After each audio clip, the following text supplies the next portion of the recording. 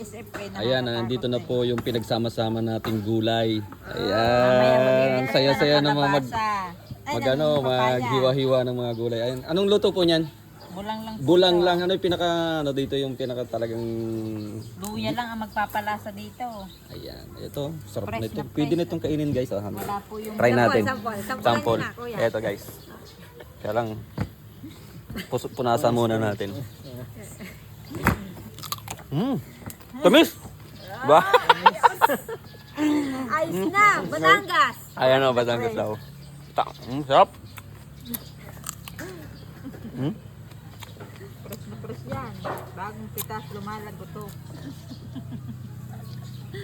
Ay, mga sariwang gulay. Tapos ang sahog niya ay native na manok na galing sa palengke.